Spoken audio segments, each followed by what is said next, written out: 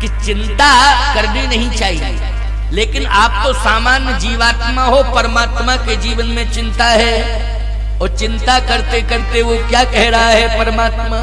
चिंता करते करते यही कह रहा है, लक्ष्मण वर्षा विगत शरद ऋतु आई, और सुधन तात सीता के पाई। सीता की सुध नहीं मिली, चातुर्मास व्यतीत हो गया, लेकिन सीता की सुध अभी तक नहीं मिली। बोलो, ये भाषा चिंतन की है कि चिंता की है? जल्दी बोलो। ये भाषा है चिंता की। सीता की सुध कैसे मिलेगी? सीता की सुध नहीं मिलेगी लक्ष्मण तो मैं जीवित नहीं रहूंगा। लक्ष्मण जी बोले, हम क्या करें? इंतजाम पूरा किया था, लेकिन माता जी नहीं मानी, हमको भेज दिया आपके पास। इंतजाम किया, रेखा खींच दी थी, नहीं मानी, रेखा के बाहर चली गई। अरे हमारी नहीं मान रही थी तो रेखा की तो मानती, रेखा के बाहर नहीं जाती। लेकिन अब क्या करें? हमारे बस में कुछ है हो तो आप बताओ, शुद्ध सीता की कैसे मिलेगी? मैं आपसे पूछ रहा हूं, संसार में जितने संकट हैं और जितने जीवों के पास संकट हैं, समस्त जीवों के संकट को दूर करने वाला वो परमात्मा है। बोलो, है कि नहीं? समस्त जीवों के संकटों को दूर करने वाला परमात्मा है। लेकिन इस संसार में परमात्मा के संकट को दूर करने वाला महात्मा हनुमान है। हनुमान जैसा महात्मा ही राम के संकट को दूर कर सकता है, और किसी में ताकत नहीं है। इसलिए जब तक हनुमान जी नहीं मिले तब तक सीता जी का पता नहीं चला। बोलो, चला पता? नहीं चला पता। आपसे एक बात मैं बताऊं, चिंता यदि आवे तो किसकी शरण में जाओ? हनुमान जी की शरण। क्यों भाई? किसकी शरण में जाओ? हनुमान जी की शरण में जाओ। हनुमान जी की शरण में जाओगे तो चिंता अपने आप भागी भागी फिरेगी। जो दुख होगा वो अपने आप भागेगा, दुख रहेगा ही नहीं। दुख से चिंता, चिंता से दुख, दुख से चिंता। क्यों भाई? दुख आता है तो चिंता बढ़ती है। क्यों भाई? और चिंता जब आती है तो दुख अपना प्रभाव बना लेता है। दोनों एक दूसरे के पूरक हैं। लेकिन मैं कहता हूं कि सीता जी के दुख को दूर करने वाला यदि संसार में था तो वो हनुमान थे, और कोई नहीं था। प्यारे, ये बात सुन लो जरा। हनुमान मिले तभी सीता जी का संकट दूर हुआ, हनुमान मिले तभी राम जी की चिंता दूर हुई, सीता जी का संकट दूर हुआ। बिना हनुमान के नहीं। तो बिना हनुमान के तुम्हारा कहां से संकट दूर हो जाएगा? इसलिए हनुमान जी की शरण में सभी संकल्प लें कि जब भी कोई तकलीफ हो, ना हो तकलीफ, तो हनुमान जी की शरण में जाओ, जाना चाहिए। आज हम देख रहे हैं कि लोग हनुमान जी का मंदिर पास में है, दर्शन करने नहीं जाते हैं। अच्छा, निकल जाते हैं मोटरसाइकिल से तो बहुत श्रद्धावान है तो थोड़ी गर्दन जरूर ऐसे कर देंगे, थोड़ी सी गर्दन, लेकिन उतर के प्रणाम नहीं करेंगे। उनसे कहो, अरे भैया हनुमान जी को प्रणाम तो कर लो, फुर्सत नहीं है, लौट के आएंगे तब प्रणाम करेंगे। पता नहीं तुम लौट के आ भी पा रहे हो कि नहीं? कोई गारंटी है कि तुम लौट के आ रहे हो?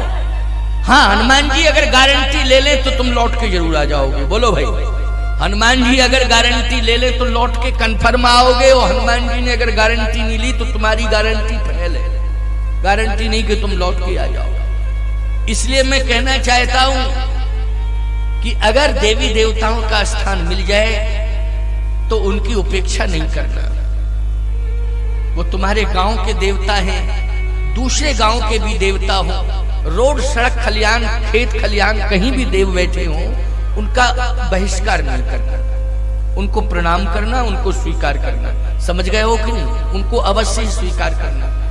कभी भी बरगद हो, पीपल हो, इन वृक्षों के नीचे अपराध मत करना, इस बात का ध्यान रखना।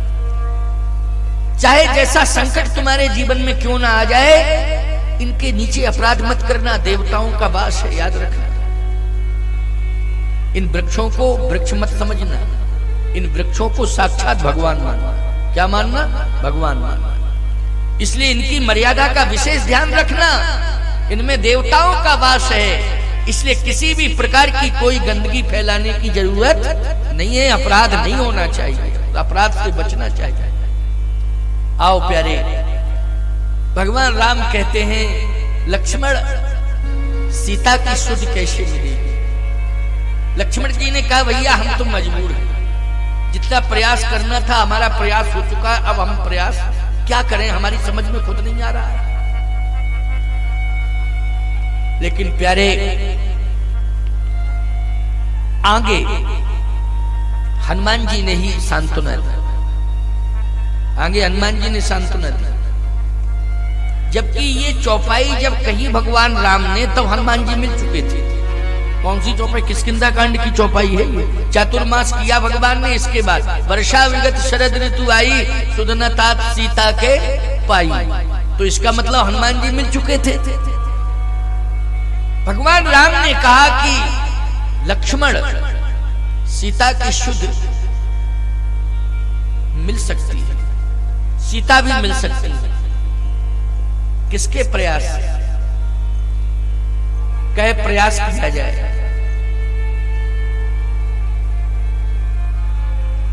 सावधान, एक रचना की गई, लीला की गई। वो लीला क्या है जरा इसको ध्यान से सुनना। ये प्रसंग बहुत ही अच्छा है और अभी 15 मिनट और कहूंगा क्योंकि अभी समय 9:07 हुए।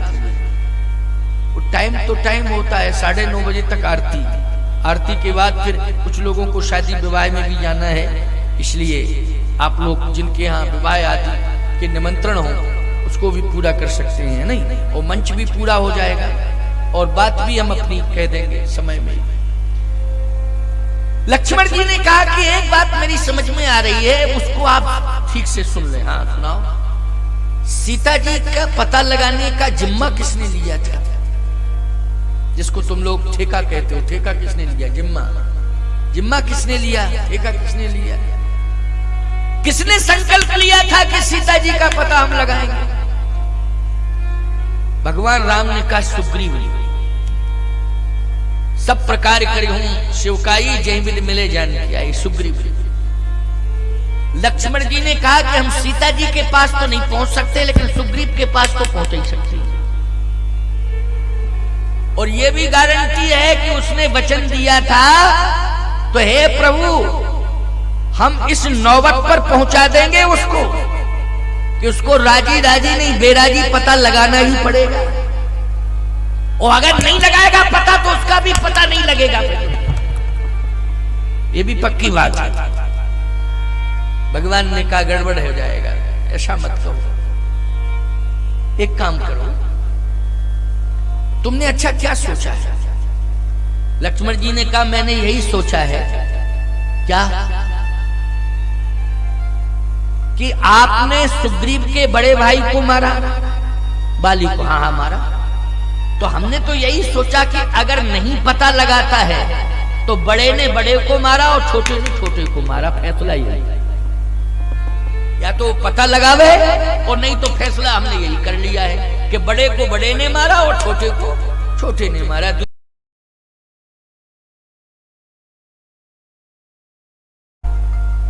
हनुमान जी ने कहा चिंता मत करो, यहां काल का कोई बस नहीं। काल क्या करेगा? सुग्रीव ने कहा लेकिन काल को रोका तो जाए, बातों से काम थोड़ी चलेगा, पहले रोका जाए उसे। हनुमान जी ने कहा रोका भी जाएगा, चिंता मत करो, रोकेगा, काल रोकेगा। अच्छा बोलो लक्ष्मण जी को किसने रोका? हनुमान जी ने रोका कि नहीं रोका? लक्ष्मण जी तो प्रवेश करते ही आ रहे थे और फुसकार मारते हुए चले आ रहे थे। 4 करो पुरुषार। अगर सांप जो है अच्छी फुसकार मार दे तो शरीर काला पड़ जाता है। वो लोग शरीर काला पड़ जाता है कि नहीं पड़ जाता है? और शरीर ऐसा काला पड़ जाता है प्यारे कि इतनी घबराहट पैदा हो जाती है कि व्यक्ति फिर चिंता में ही मर जाता है। बोलो भाई, काटे भले ही ना लेकिन चिंता में मर जाता है। तो लक्ष्मण जी चले आ रहे थे।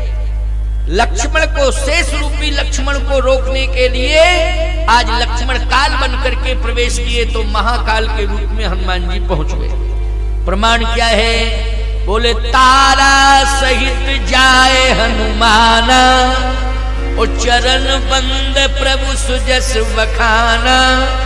एक विलक्षण बात इसमें यह है कि रोमा को जाना चाहिए था हनुमान जी के साथ कि तारा को जाना चाहिए था? बोलो, किसके पति के ऊपर संकट था? सुग्रीव के ऊपर संकट था कि नहीं था? तो सुग्रीव की पत्नी का नाम क्या है? रोमा।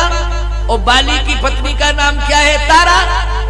तो जब पति के ऊपर संकट आया था तो पत्नी को जाना चाहिए था कि नहीं? लेकिन पत्नी डर गई। पत्नी जाना नहीं चाहती है, वो तो डर रही है। पत्नी डर रही है। क्यों? रोमा डर रही है। मैं एक बात कहना चाहता हूं, तारा क्यों नहीं डर रही है? दो ही नहीं डर रहे, बाकी सब डर रहे। ना तो कोई बंदर गया हनुमान जी के साथ, केवल तारा गई। दो नहीं डर रहे हैं, बाकी सब डर रहे। एक तो हनुमान जी, दूसरी तारा, और बाकी सब डर रहे। कौन जावे, कौन जावे? कोई नहीं जाएगा। काल के आगे कौन जाए? मरने जाएंगे। लेकिन तारा और हनुमान जी दो ही गए। क्यों? क्योंकि दोनों मौत से नहीं डरते। ना तारा डरती है, ना हनुमान जी डरते हैं। आप कहो हनुमान जी नहीं डरती, ये बात तो समझ में आ रही, लेकिन तारा क्यों नहीं डरती है?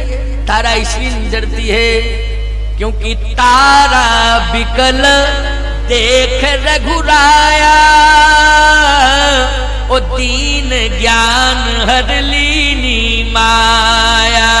जब बाली का वध हुआ उस समय तारा विकल हो रही थी, प्राण देने को तैयार थी। तब भगवान ने उपदेश दिया तारा को। जब भगवान ने उपदेश दिया तो दीन ज्ञान हर लीनी माया, माया से दूर कर दिया तारा को। जो माया के बंधन में बंधे हैं वो मौत से डरते हैं, और जो माया के बंधन से मुक्त हो जाते हैं वो मौत को चैलेंज देते हैं। बोलो, यही अर्थ निकल के आया कि नहीं? इसलिए तारा बिकल देख रघुराया, ओ दीन ज्ञान हर लीनी माया। आज तारा भय से मुक्त हो गई, मौत से डरती नहीं है।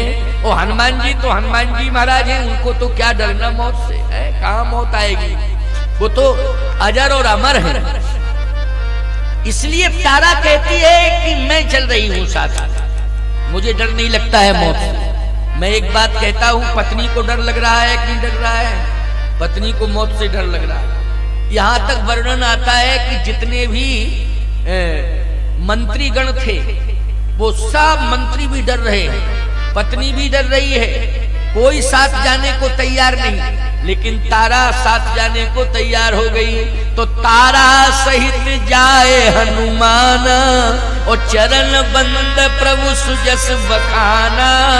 और जैसे ही तारा के सहित हनुमान जी पहुंचे तो चरण बंद प्रभु सुजस बखाना। और जैसे ही प्रणाम किया और भगवान के यश का वर्णन किया तो याद रखना लक्ष्मण का क्रोध शांत हो गया। क्योंकि रघुपति कीरत विमल पताका, ओ दंड समान भयउ जस जाका। याद रखना, रघुपति कीरत विमल पताका, दंड समान भयउ जस जाका। इसलिए लक्ष्मण जी को जैसे राम यश सुनाया गया तो लक्ष्मण जी महाराज का क्रोध शांत हो गया। तो कर बिनती मंदिर ले आए, और चरण पखार पलंग बैठाए। हनुमान जी ने प्रार्थना की, लक्ष्मण जी को ले आए, पलंग पे बिठा दिया। सही बात तो यह है, जो पत्तों पे सोया हो, 11.5-12 साल लगातार हो गए, 12 साल हो गए सोते सोते, 12 साल जो लगातार पत्तों पे सोया हो उसको पलंग मिल जाए। अच्छा एक बात और बताए, राम जी सोए पत्तों पर, लक्ष्मण जी तो पत्तों पर सोए भी नहीं। लक्ष्मण जी तो केवल पत्तों की सैया बनाते थे और बना के भगवान को सुला देते थे। और कछुक दूर सजबान सरासन, जागन लगे बैठ वीरासन। पत्तों की सैया का निर्माण लक्ष्मण करते थे, प्रभु राम को सुला देते थे। इसके बाद धनुष बाण लेकर के बहुत दूर बैठ जाते थे, जागते रहे। जो 12 साल से निरंतर जाग रहा हो, ईमानदारी के साथ बताओ, उसे पलंग मिल जाए, उसकी क्या कंडीशन होगी? अभी 12 घंटे कोई जग जाए, उसको पत्थरों पे सुला दो तो बिना गद्दा के पत्थरों पे नींद आ जाएगी। बोलो आ जाए, 12 घंटे का जगा हुआ व्यक्ति गद्दा छोड़ो, पत्थरों पर लिटा दो तो पत्थरों पर नींद आ जाएगी। बोलो आ जाएगी कि नहीं आ जाएगी? एक व्यक्ति बमूल के नीचे सो गया, वो ऐसा सोया कि उसका पूरा सामान चला गया। उससे कहा कि कमूल के नीचे कांटे नहीं थे। अरे बोले नींद के आगे आटे कांटे कहां लगते। बोले कई घंटे के जगह थे इसलिए नींद आई, आटे कांटे सब भूल गए, कुछ नहीं, नींद के आगे सब सारा सामान चला गया उसका। याद रखना 12 साल हो गए जागते जागते, लेकिन लक्ष्मण जी सोए नहीं थे प्यारे, जागते ही रहे।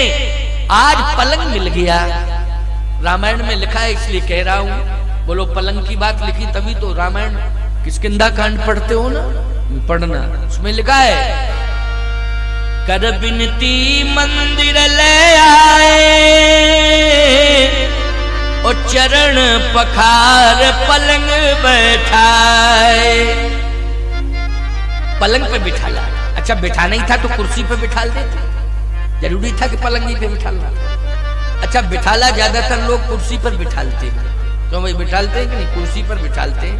आपको महाराज पलंग था कुर्सी नहीं होगी, जब पलंग बनते थे तो कुर्सी क्यों नहीं बनती होगी। तो आप कह सकते हो कि महाराज वो चौपाई का तारतम्य नहीं बनता, तारतम्य बिगड़ता ही नहीं। कर बिनती मंदिर ले आए चरण पखार चेयर बैठा। इतना बढ़िया तारतम्य बन रहा था, चेयर मानी कुर्सी पे बिठाल दिया, क्या दिक्कत थी, लिखने में कोई परेशानी नहीं थी। लेकिन कर बिनती मंदिर ले आए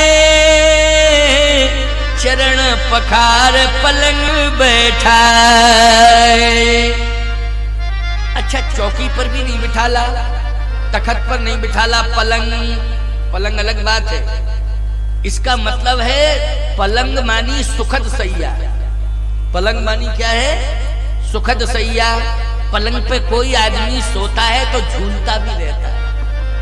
क्यों भाई, पलंग पे झूलने का भी आनंद मिलता है, तभी तो पलंग पे लेटा।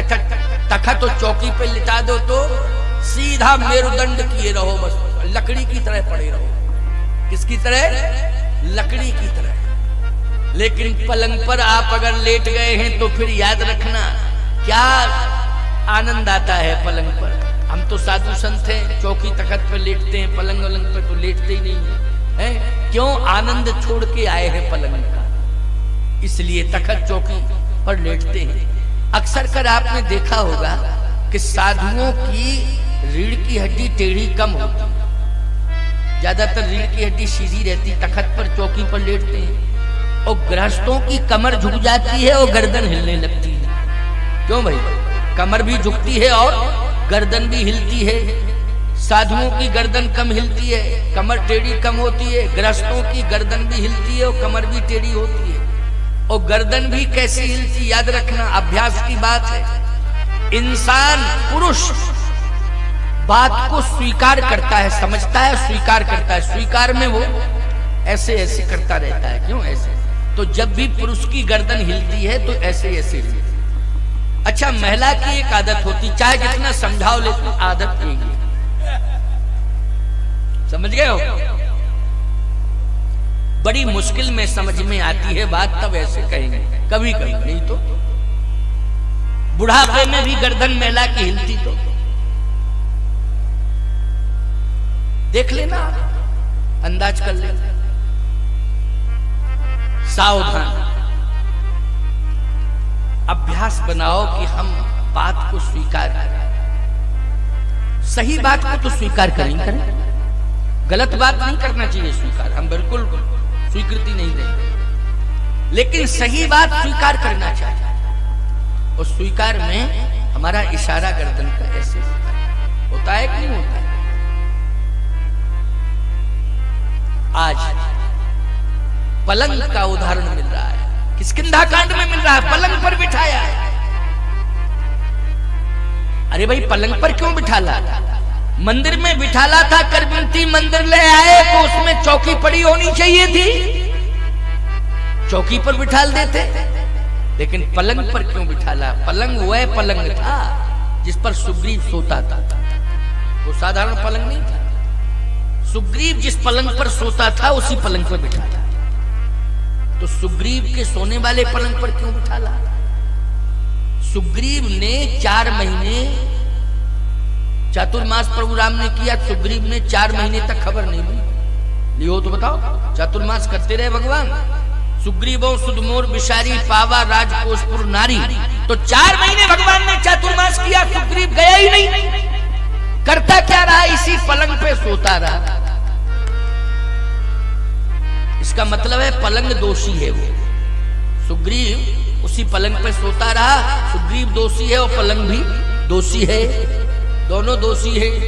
लेकिन सुग्रीव तो भाग गया पलंग छोड़ के, लेकिन लक्ष्मण को हनुमान जी ने बिठाल दिया। तो लक्ष्मण जी बोले गलत, हमको पलंग पर क्यों बिठाला?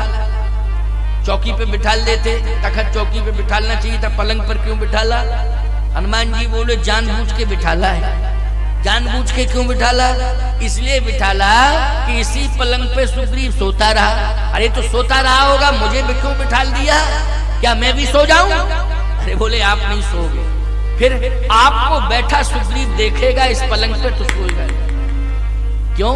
जिस पलंग पे आपके सोने वाले पलंग पे सांप बैठा हो और आप देख लो कि सांप बैठा है, ईमानदारी से बताओ उस पलंग पे नींद आएगी तुम्हें? जल्दी हमारी साइकोलॉजी है ये। बोलो नींद हमारी समझ में काय को नींद आएगी? उस पर सांप बैठा है, नींद नहीं आएगी। सांप भाग भी जाए तब भी डरोगे, अरे आना जाए, देख लिया पहचान लिया उसने पलंग, आ भी सकता है, नींद नहीं आएगी, याद रखना। हनुमान जी कहते हैं कि आप शेष हैं और आपको बैठा देखेगा सुग्रीव तो उसको नींद नहीं आएगी, और नींद नहीं आएगी तो परमात्मा की सुध नहीं भुलाएगा, प्रभु की याद आती रहेगी। जिनको ज्यादा नींद आती है ना वो सबको भूल जाते हैं, ईश्वर की तो बात छोड़। बोलो भाई, भूल जाते हैं कि नहीं भूल जाते हैं? और जिनको वास्तव में ईश्वर की याद आती है वो तो सोने की मुद्रा में भी राम राम जपते रहते हैं। वो राम राम कह के ही सोते हैं और राम राम कह के ही वो उठते हैं, जागते हैं। राम राम शिव सुमरन लागे, जाना सती जगतपति जागे। भगवान शंकर भी सोते हैं लेकिन राम राम राम राम कह के सोते हैं, राम राम कह के जगते हैं। इसका मतलब है कि उनको नींद तो आती है लेकिन उनकी श्वासाओं से राम नाम निकलता रहता है। सुग्रीव जो है श्री राम जी को भूल गया, इसी पलंग पे सोता रहा। अब आपको बैठा देखेगा तो उसे नींद नहीं आएगी। लक्ष्मण जी बोले बुलाओ तो पहले उसे, आ ही नहीं रहा है, पता ही नहीं कहाँ चला गया। और इतना बड़ा भगेला है कि बाली नहीं पा पाया था उसको, अब कहाँ खोजते फिरे? इसलिए हनुमान खोजो। हनुमान जी खोज रहे हैं तो मिल गया सुग्रीव। है हनुमान जी ने कहा देखो भय से काम नहीं चलेगा, भय मुक्त जीवन जीना नहीं चाहिए। और भय युक्त जीवन जिसका हो जाता है, भय मुक्त जीवन जीना चाहिए, भय युक्त जीवन नहीं जीना चाहिए। भय युक्त जीवन जो जीता है निश्चित रूप से वो घुट घुट करके मरता है, घुट घुट करके मरता है। जो लोग चिंता में जीते हैं वो मरते हैं, लेकिन कैसे मरते हैं? घुट घुट के मरते हैं, याद रखना। भय मुक्त हो जाओ। तो भय मुक्त होंगे कहां, कैसे होंगे? बताओ उपाय। हनुमान जी ने कहा सुखी मीन जह नीर यगाधा, ओ जिम हरि शरण नए कौ बाधा। इसलिए भगवान की शरण में चलो, सारी बाधाएं दूर हो जाएंगी, एक भी बाधा नहीं रहेगी, संपूर्ण बाधाएं दूर हो जाएंगी। भगवान की शरण में चलो। ले कौन जाएगा? मैं ले जाऊंगा। ईमानदारी से बताओ सुग्रीव को भगवान की शरण में कौन ले गए? हनुमान जी ले गए। अब विश्वास करो तुम्हें भी भगवान की शरण में कौन ले जाएंगे? हनुमान जी ले जाएंगे। लेकिन हनुमान जी से जब तुम्हारा संबंध होगा तब ना हनुमान जी ले जाएंगे भगवान की शरण में। इसलिए हनुमान जी से संपर्क बना के रखो, संबंध बना के रखो। कलयुग के सबसे प्रत्यक्ष देवता यदि हैं तो हनुमान जी हैं। याद रखना जितने देव हैं उन सबकी रक्षा इस घोर कलिकाल में हनुमान जी कर रहे हैं, चाहे जितने देवता क्यों ना हो। बोलो रक्षा कौन कर रहे हैं? इस घोर कलिकाल में हनुमान जी सभी देवों की रक्षा कर रहे हैं। बोलो कर रहे हैं कि नहीं कर रहे हैं? सभी देवों की रक्षा कर रहे हैं। ऐसा कौन देव है जिसकी रक्षा हनुमान जी न कर रहे हो? को नहीं जानत है जग में कपि संकट मोचन नाम तिहारो, काज किए बड़ देवन के। बोलो आगे बात करें। काज किए बड़ देवन के तुम वीर महाप्रभु देख विचारो, कौन सुसंकट मोर गरीब को, जो तुम से नहीं जात है टारो। बेग हरो हनुमान महाप्रभु, जो कछु संकट होए हमारो, को नहीं जानत है जग में, कपि संकट मोचन नाम तिहारो। ऐसे श्री हनुमान जी महाराज हैं, इसलिए हनुमान जी सुग्रीव के भय को दूर करते हैं और भगवान की शरण में ले जाते हैं सुग्रीव को। और सुग्रीव जब भगवान की शरण में पहुंच गया प्यारे, तो याद रखना सुग्रीव अस्तित्व में आ गया, प्रभाव में आ गया। हम सब हनुमान जी की शरण में जाएं।